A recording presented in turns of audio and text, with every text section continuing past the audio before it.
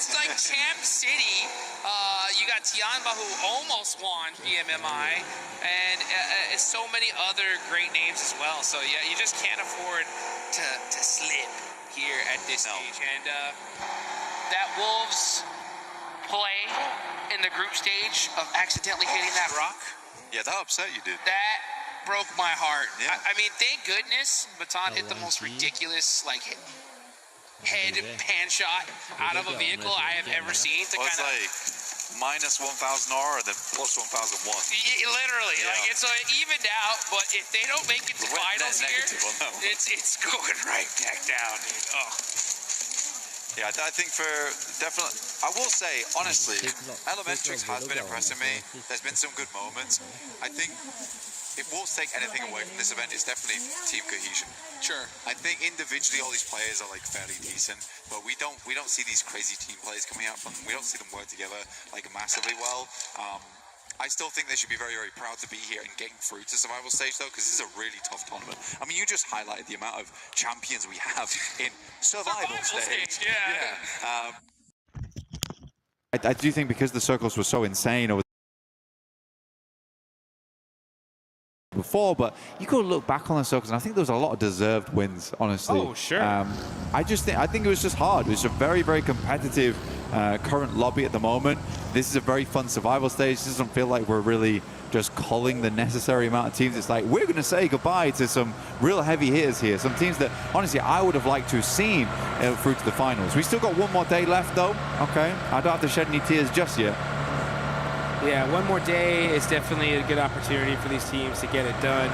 And it's so crazy, right? And I think the big reason on top of it why we see so many monster squads in this lobby is because in the group stage, good games were okay. You know, we saw just something special that just made things so wild. I mean, Team Vitality on day one. Dude, Vitality was just absolutely insane. I remember talking to like all these different coaches and players and be like, hey, what do you guys think about Vitality's day one performance? And the answer was always, what the? And then you just fill in the blank, you know? Yeah, bro. 100%. It was just shock and awe. Like, I don't even know what to even say to it. And I mean, you really can't say much. No, you can't. Well, I think for Vitality's performance, it was one of those things where there isn't much to say. It's like, it is shock and awe. That's essentially what it is. I think there's not much to be said in terms of like what they did wrong or what they did right, because it's just a case of you guys played out your minds. When we see you winning, we're just happy for you. We're just happy for you. Yeah, it sucks that we're going to struggle to make our way in now, but goodness me, you guys definitely deserved it. It made Group B very, very difficult for some other teams. We had such a tight, knit top 5 when it came down to it. A lot of teams like sitting on that 90-point border up towards, I think, 3rd place, because I believe it was only really Godlike who were able to break out of that 3-digit boundary, get up there. But yeah, everyone else was struggling. It was right down to that last game, which did shift up the rankings massively and led to E Arena being here now. Unreal, dude. Honestly, like that's like probably what frustrates me the most, dude. Like, I couldn't believe it. Like E Arena, 39-point game 1. How do you break a record like that and just still not make it to the finals? I'm glad I wasn't on the desk there, because I would have gone absolutely crazy. But oh, here we go. We're getting to the action. It's Tianba once again catching out Alula, Wick. Ooh, Yasser getting punished as well. Tianba not messing around here on rotation. Also in the feed, we see 721GS getting to it with the Wolves. That's bringing out back and forth. Looks like one of the Wolves players does get thirsted, so they're going to be stuck with 3.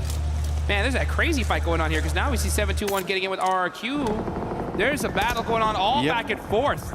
Well, it totally makes sense. When you get the circle come down towards the south side, there's a lot of fielded over towards the northwest and down towards the south. There's some very key compounds, some very key areas of the map you want to take control of around these trees. And we already know from watching groups, these players and these teams are not afraid to get stuck in 4 strong areas of the map. And it does cut out a lot of players quite quickly. 721GS, they went down. They struggled off the back of it. Right now, Ulf is trying to rotate on through. Geek's finding shots over towards Tianba. They do lose 1 player because of that. But yeah, everyone wants a strong spot inside the circle. It's just amused me that Tiamba's taking a lot of damage. They're currently playing around Pachinki.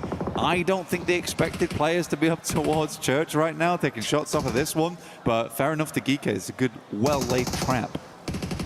Yeah, they're going to hold this spot for as long as they possibly can. Oh, Marnet getting popped on the roof there.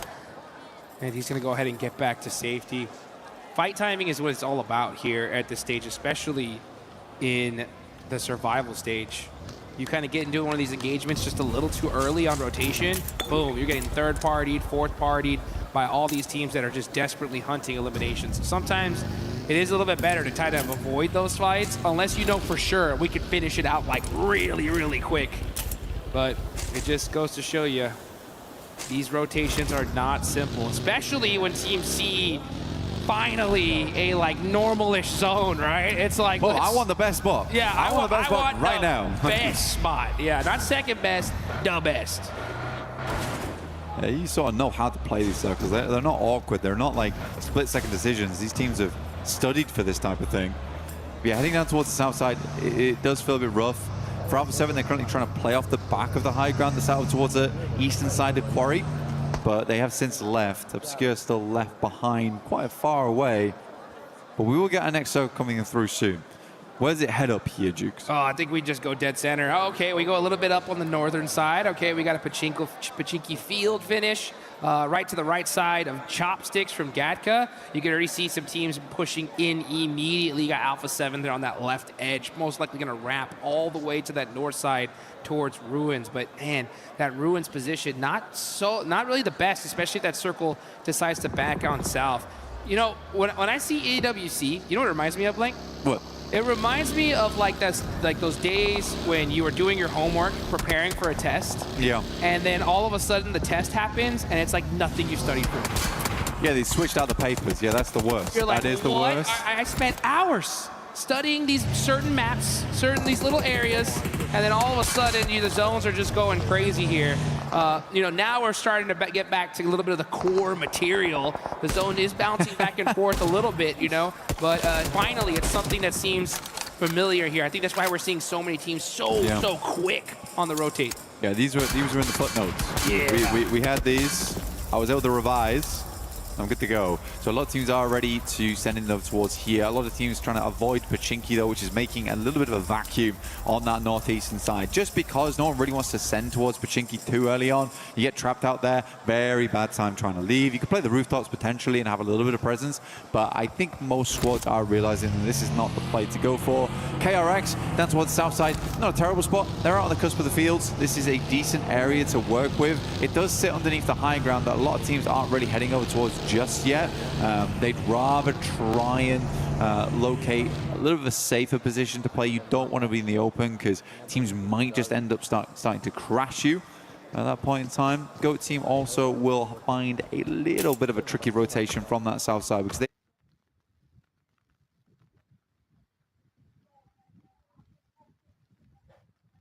need to move up full through the fields. The biggest thing I'm most interested in right now is this split from RRQ. They are trying to control the majority of that western side.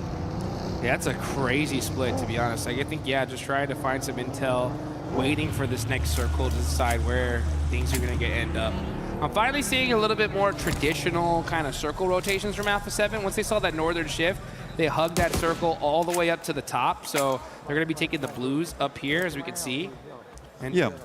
Very, very OG from them.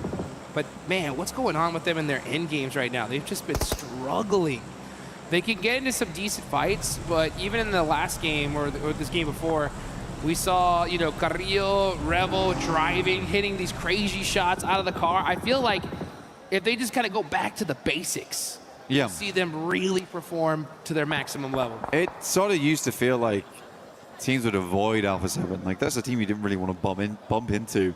And I think for especially Miramar, a lot of times they kind of suffocated teams out. We do get a northern shift on this one, which means that Alpha 7's not in a terrible spot. They do control the majority of that northern side. They will regroup on this one, trying to hold out teams, trying to swing around. But yeah, I don't think we've seen much times in the past, like Revo and Carrillo just dry pushing, no smokes, no nothing, over towards a location. Felt like a bit of a desperation move, so we'll wait and see. Again, as we know, they are trying to work some new tactics in right now to make it work. That's just pretty wild to me. I mean, I think right now you're in the survival stage. Do with what you know. You know what I'm saying?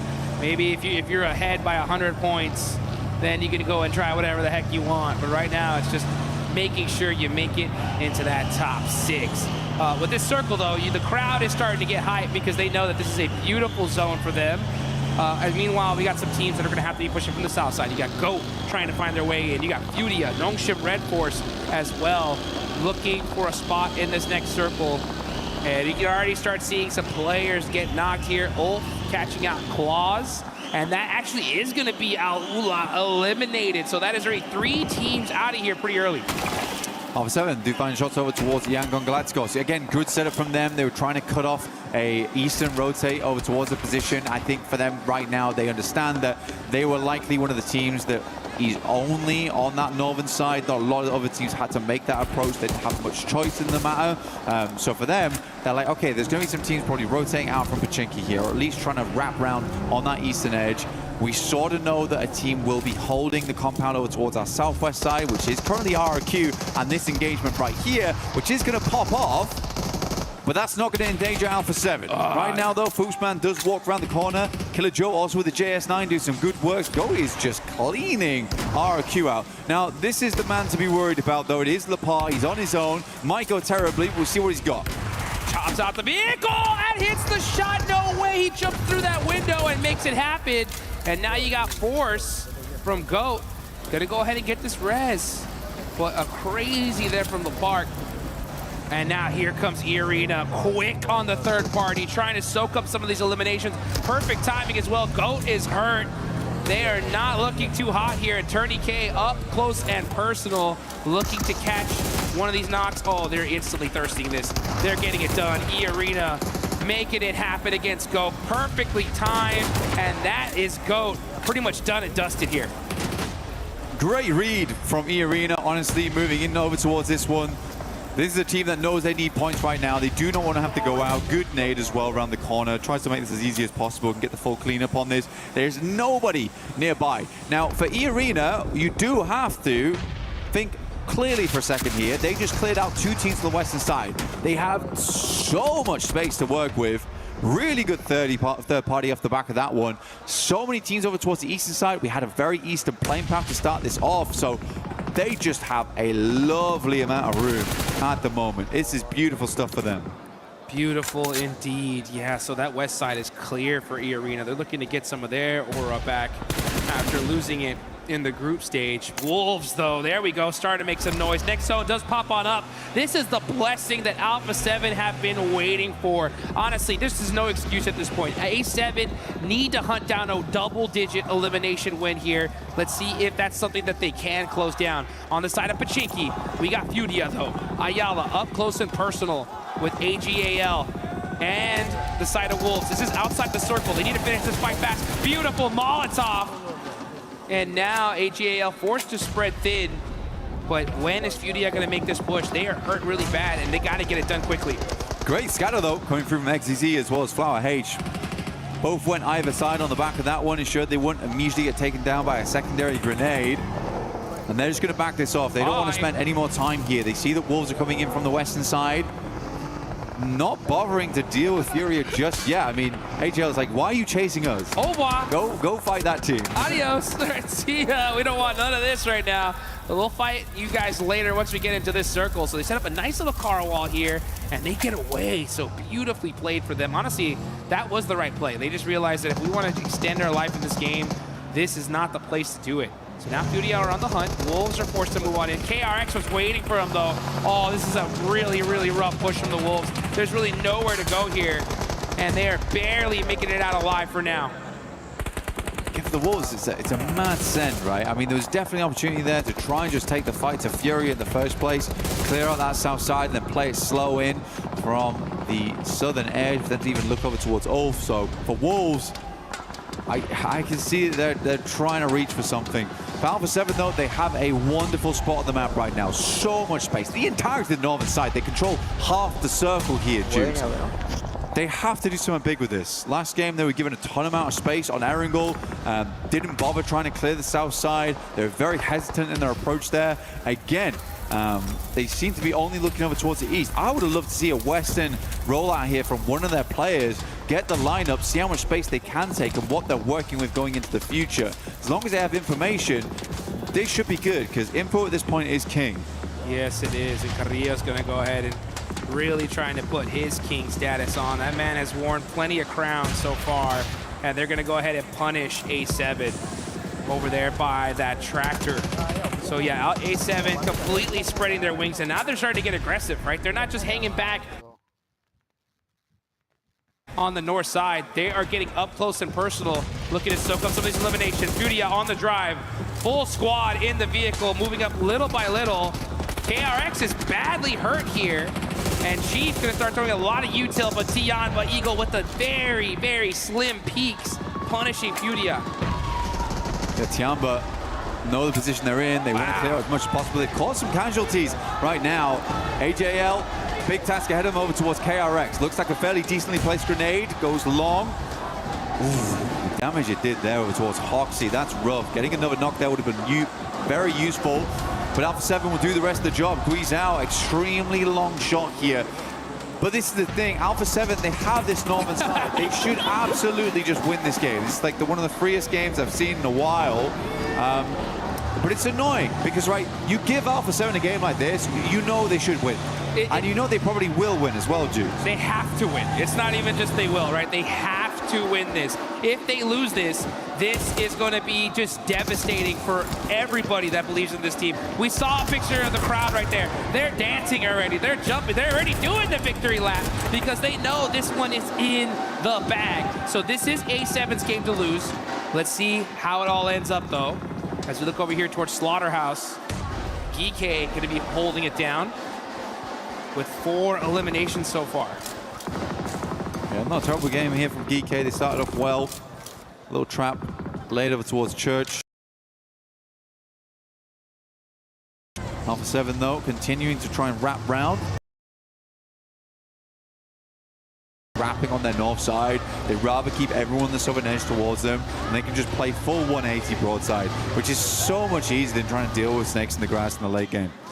All out A7 has to do is just play old school PUBG Mobile. Pretty much, literally, yeah. just very old school, tried and true. Nothing needed to be done here special. No crazy drives, trying to shoot people out the vehicle.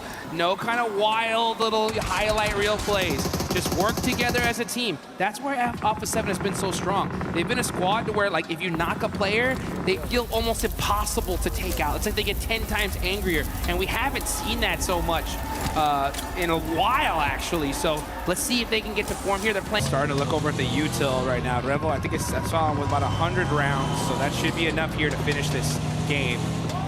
8 eliminations so far. This is a dream game for Ace. It's honestly, this is a dream game for anybody in their position.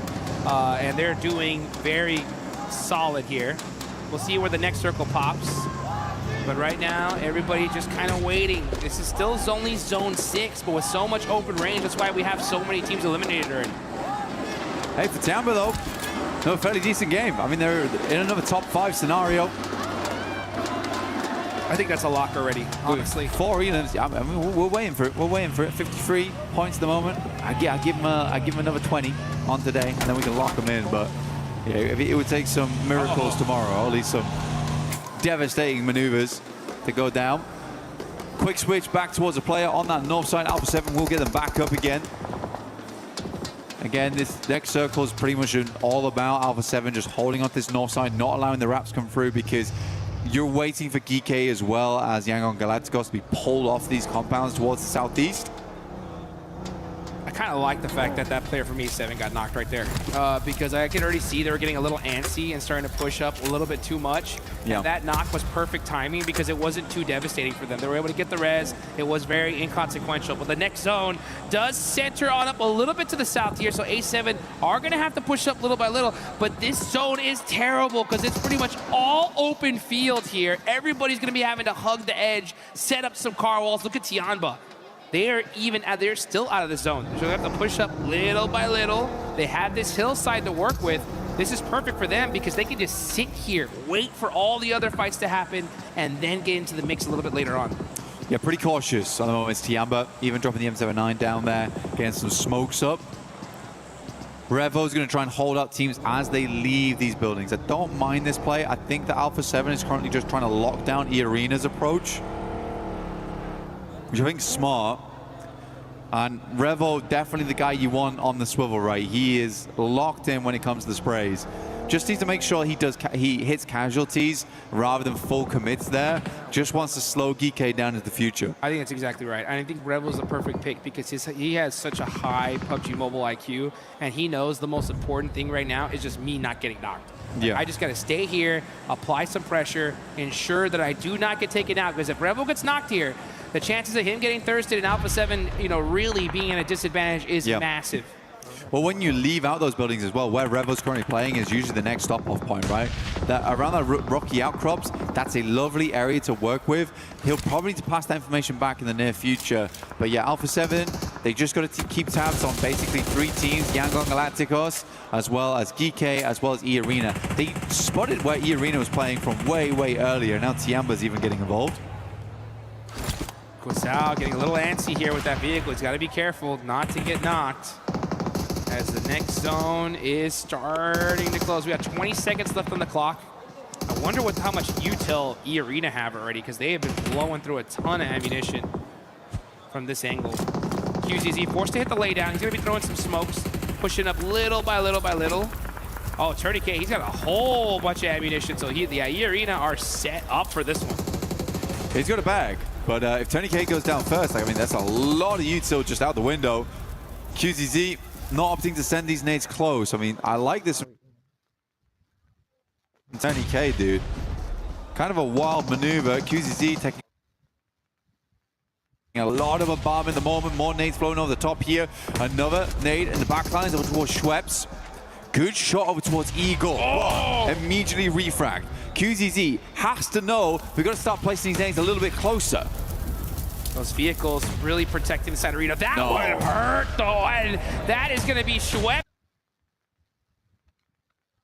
Done and dusted. Mormon done. Tourniquet is the one. Up close and personal. 1v1 situation with QZZ. QZZ running in the open, shimmying back and forth, trying to find the angles. Tourniquet with the laydown. Finally stands up here, and that short nade hurt him big time. What are we doing? QZZ, that shuts him down.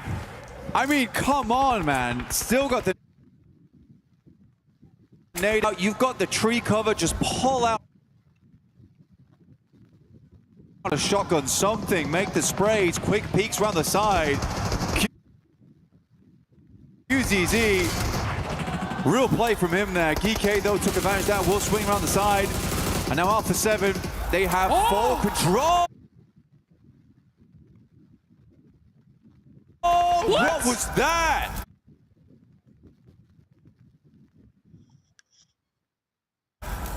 And just like that, DK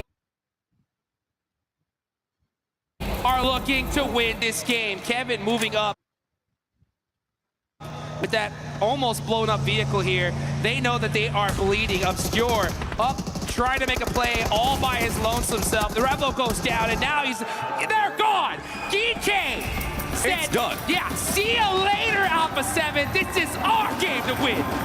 But again, Alpha 7 takes so long to even do anything in that situation. They could have helped along that fight with Ye Arena a lot sooner.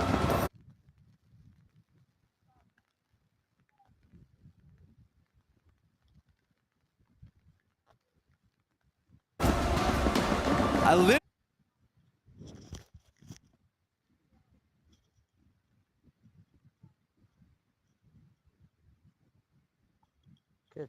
little bit of hesitation almost. For GK, dude, GK played that game pretty crazily, honestly, towards that end game. But I respected the aggression. What happened? How do you lose that? Yeah, look at that. Carrillo scratching his head. He's like, did we just lose that game? It was in the bag. It was in the bag. It was handed on a silver platter. There's no excuses, guys. Come on. These are our previous BMGC champions. At a certain point, we got to hold these guys accountable. You cannot lose that game if you're A7. For Tiamba there, it's an awkward one, right? I think they assume most of the players are further behind the tree line. They get the first couple of knocks here. It's a bit awkward. I think if they started throwing some nades a little bit closer, might have been a different story. But yeah, for Alpha 7, the game just kind of fell apart almost instantaneously. But they play it how they should do up until that final moment. Again, I think right now at PMWC and EWC, the aggression is at an all-time high. You can't afford to be sitting back here. Not at all. I mean, they needed to get angry, but instead they're driving around in vehicles looking for intel, getting knocked. I mean, this is just so wild. Go. I'm nading. I don't have car. I'm nading them. I will go there. Go, guys, go close. Oh, there are locks here. Go close. One behind, drop behind, drop behind. Last one behind. Nice, boys! Nice! Very nice indeed. And you know what? We got to give the props to Geekay though, right? I mean, they get a couple of clutch